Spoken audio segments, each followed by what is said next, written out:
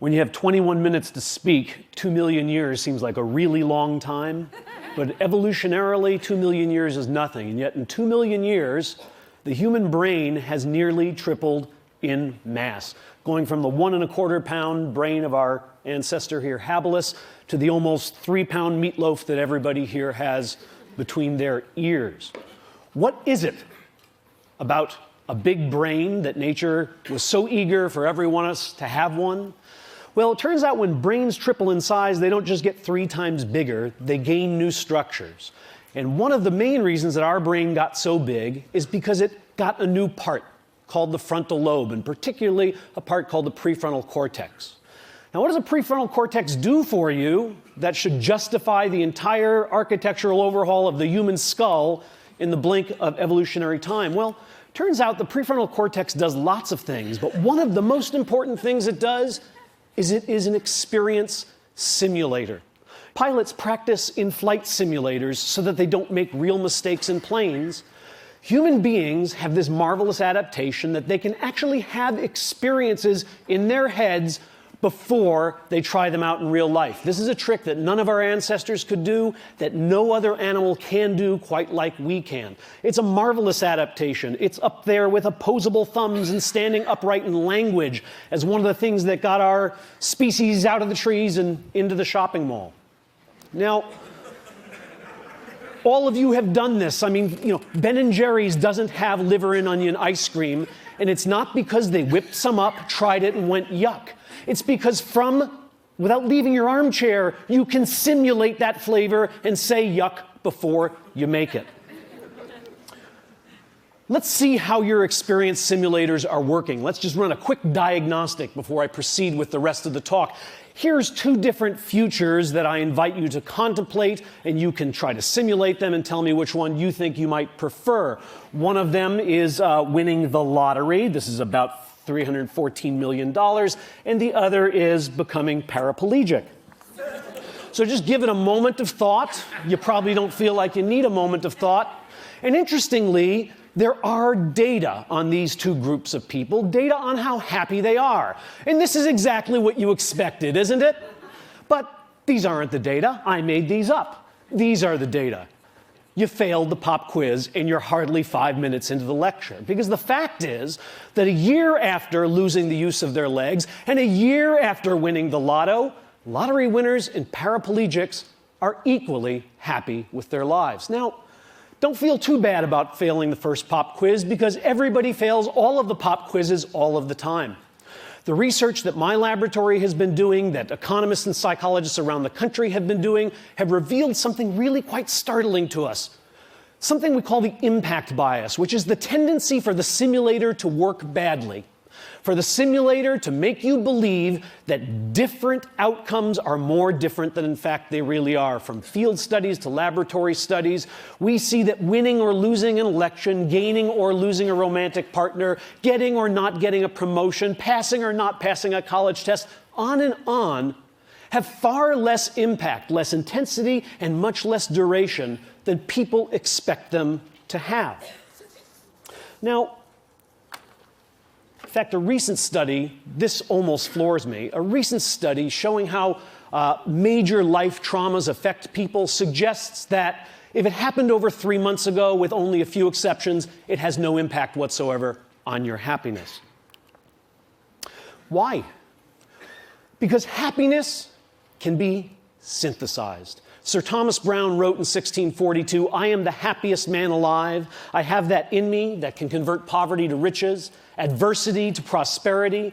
I am more invulnerable than Achilles. Fortune hath not one place to hit me." What kind of remarkable machinery does this guy have in his head? Well, it turns out it's precisely the same remarkable machinery that all of us have.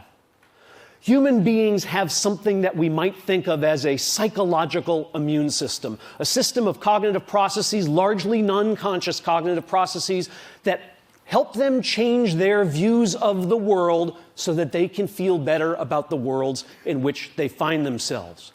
Like Sir Thomas, you have this machine. Unlike Sir Thomas, you seem not to know it.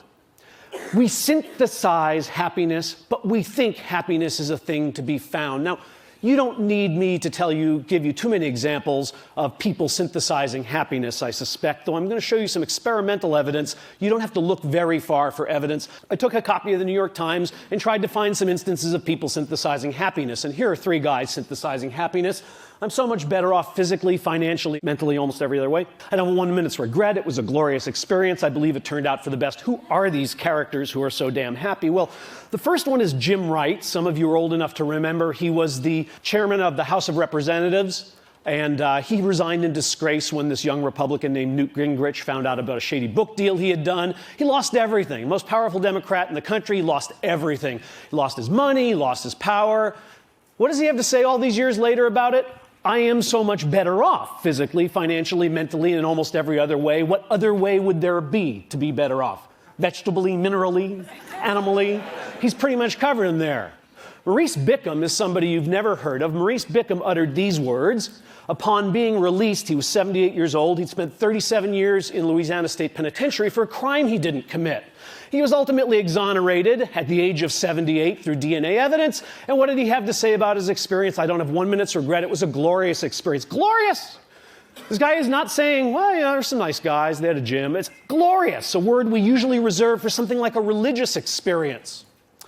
Harrius Langerman uttered these words, and he's somebody you might have known but didn't, because in 1949 he read a little article in the paper about a hamburger stand owned by these 2 brothers named McDonald's, and he thought, that's a really neat idea. So he went to find them. They said, we'd give you a franchise on this for $3,000. Harry went back to New York, asked his brother, who was an investment banker, to loan him the $3,000, and his brother's immortal words were, you idiot, nobody eats hamburgers. He wouldn't lend him the money, and of course, 6 months later, Ray Kroc had exactly the same idea. It turns out people do eat hamburgers, and Ray Kroc, for a while, became the richest man in America. Oh, and then finally, some of you recognize this young photo of Pete Best, who was the original drummer for the Beatles, until they, kind of like sent him out on an errand and snuck away and picked up Ringo on a tour. Well, in 1994, when Pete Best was interviewed, yes, he's still a drummer. Yes, he's a studio musician. He had this to say, I'm happier than I would have been with the Beatles. Okay, there's something important to be learned from these people, and it is the secret of happiness. Here it is, finally, to be revealed. First, accrue wealth, power, and prestige, then lose it. Second, spend as much of your life in prison as you possibly can. Third, make somebody else really, really rich. And finally, never, ever join the Beatles. Yeah, right. Because when people synthesize happiness, as these gentlemen seem to have done, we all smile at them, but we kind of roll our eyes and say, yeah, right, you never really wanted the job. Oh, yeah, right. You really didn't have that much in common with her, and you figured that out just about the time she threw the engagement ring in your face. We smirk because we believe that synthetic happiness is not of the same quality as what we might call natural happiness. What are these terms? Natural happiness is what we get when we get what we wanted, and synthetic happiness is what we make when we don't get what we wanted. And in our society, we have a strong belief that synthetic happiness is of an inferior kind. Why do we have that belief? Well, it's very simple. What kind of economic engine would keep churning if we believed that not getting what we want could make us just as happy as getting it? With all apologies to my friend Mathieu Ricard, a shopping mall full of Zen monks is not going to be particularly profitable because they don't want stuff enough. I want to suggest to you that synthetic happiness is every bit as real and enduring as the kind of happiness you stumble upon when you get exactly what you were aiming for. Now, I'm a scientist, so I'm going to do this not with rhetoric, but by marinating you in a little bit of data. Let me first show you an experimental paradigm that is used to demonstrate the synthesis of happiness among regular old folks. And this isn't mine. There's a 50-year-old paradigm called the free choice paradigm. It's very simple. You bring in, say, 6 objects, and you ask a subject to rank them from the most to the least liked. In this case, because the experiment I'm going to tell you about uses them, these are Monet prints. So everybody can rank these Monet prints from the one they like the most to the one they like the least. Now we give you a choice. We happen to have some extra prints in the closet, and we're going to give you one as your prize to take home. We happen to have number 3 and number 4, we tell the subject. There's a bit of a difficult choice, because neither one is preferred strongly to the other, but naturally, people tend to pick Number 3 because they liked it a little better than number 4. Sometime later, it could be 15 minutes, it could be 15 days, the same stimuli are put before the subject, and the subject is asked to re-rank the stimuli. Tell us how much you like them now. What happens? Watch as happiness is synthesized. This is the result that has been replicated over and over again. You're watching happiness be synthesized. Would you like to see it again? Happiness. The one I got is really better than I thought. That other one I didn't get sucks. That's the synthesis of happiness. Now, what's the right response to that? Yeah, right. Now, here's the experiment we did, and I hope this is going to convince you that yeah, right was not the right response.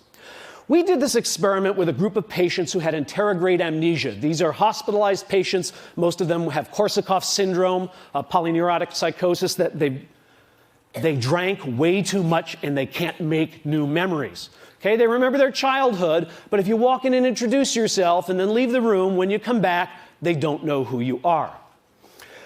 We took our Monet prints to the hospital, and we asked these patients to rank them from the one they liked the most to the one they liked the least. We then gave them the choice between number 3 and number 4. Like everybody else, they said, gee, thanks, doc, that's great. I could use a new print. I'll take number 3. We explained we would have number 3 mailed to them. We gathered up our materials, and we went out of the room and counted to a half hour. Back into the room. We say, hi, we're back.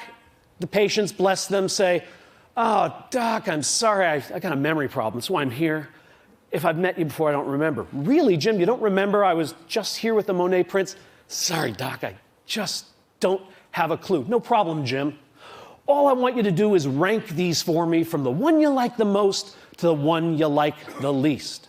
What do? Well, let's first check and make sure they're really amnesic. We asked these amnesic patients to tell us which one they own, which one they chose last time, which one is theirs. And what we find is amnesic patients just guess. These are normal controls. If I did this with you, all of you would know which print you chose. But if I do this with amnesic patients, they don't have a clue. They can't pick their print out of a lineup. Here's what normal controls do. They synthesize happiness, right? This is the change in liking score, the change from the first time they ranked to the second time they ranked. Normal controls show, that was the magic I showed you. Now I'm showing it to you in graphical form. The one I own is better than I thought. The one I didn't own, the one I left behind, is not as good as I thought. Amnesics do exactly the same thing. Think about this result. These people like better the one they own, but they don't know they own it. Yeah, right is not the right response. What these people did when they synthesized happiness is they really, truly changed their affective, hedonic, aesthetic reactions to that poster. They're not just saying it because they own it, because they don't know they own it. When psychologists show you bars, you know that they are showing you averages of lots of people. And yet, all of us have this psychological immune system, this capacity to synthesize happiness, but some of us do this trick better than others. And some situations allow anybody to do it more effectively than other situations do. It turns out that freedom, the ability to make up your mind and change your mind, is the friend of natural happiness, because it allows you to choose among all those delicious futures and find the one that you would most enjoy. But freedom to choose, to change and make up your mind, is the enemy of synthetic happiness. And I'm going to show you why. Gilbert already knows, of course. Dogbert's tech support, how may I abuse you? My printer prints a blank page after every document. Why would you complain about getting free paper? Free? Are you just giving me my own paper? Egad, man, look at the quality of the free paper compared to your lousy regular paper. Only a fool or a liar would say that they look the same. Now that you mention it, it does seem a little silkier. What are you doing? I'm helping people accept the things they cannot change. Indeed. The psychological immune system works best when we are totally stuck, when we are trapped. This is the difference between dating and marriage, right? I mean, you go out on a date with a guy and he picks his nose. You don't go out on another date. You're married to a guy and he picks his nose. Yeah, he has a heart of gold. Don't touch the fruitcake, right? You find a way to be happy with what's happened. Now, what I want to show you is that people don't know this about themselves, and not knowing this can work to our supreme disadvantage. Here's an experiment we did at Harvard. We created a photography course, a black and white photography course, and we allowed students to come in and learn how to use a darkroom. So we gave them cameras, they went around campus, they took 12 pictures of their favorite professors in their dorm room and their dog and all the other things they wanted to have Harvard memories of. They bring us the camera, we make up a contact sheet, they figure out which are the 2 best pictures, and we now spend 6 hours teaching them about darkrooms, and they blow 2 of them up and they have 2 gorgeous 8x10 glossies of meaningful things to them, and we say, which one would you like to give up?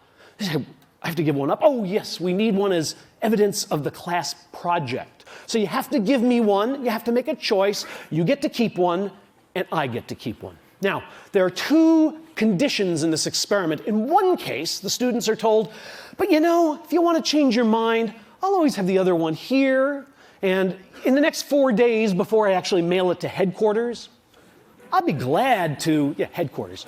I'll be glad to swap it out with you. In fact, I'll come to your dorm room and just give me an email. Better yet, I'll check with you. You ever want to change your mind? It's totally returnable.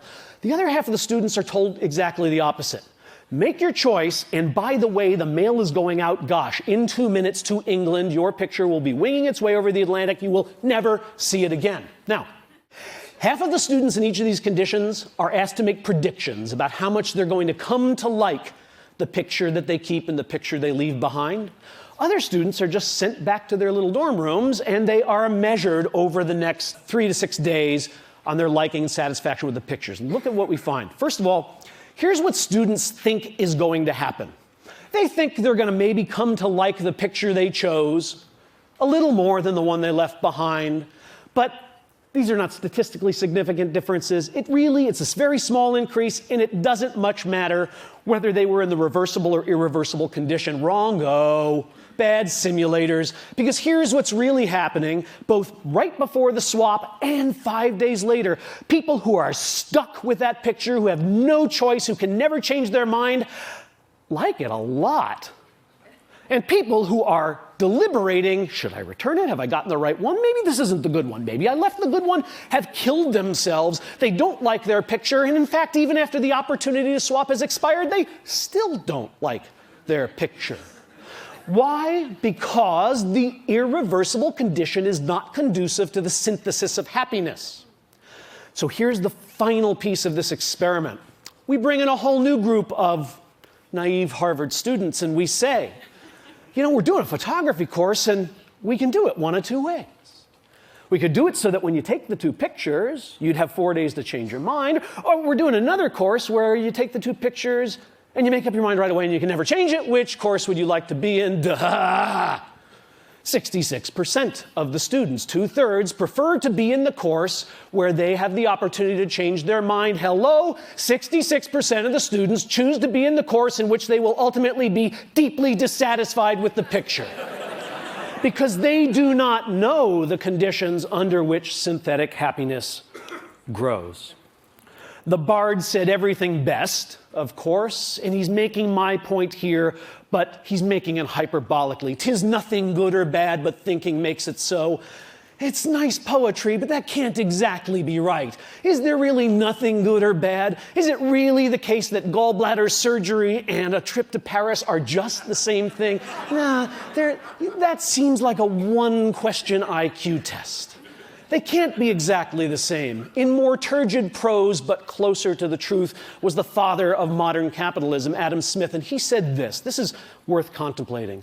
The great source of both the misery and disorders of human life seems to arise from overrating the difference between one permanent situation and another. Some of these situations may no doubt deserve to be preferred to others, but none of them can deserve to be pursued with that passionate ardor which drives us to violate the rules either of prudence or of justice, or to corrupt the future tranquility of our minds either by shame from the remembrance of our own folly or by remorse for the horror of our own injustice. In other words, yes, some things are better than others.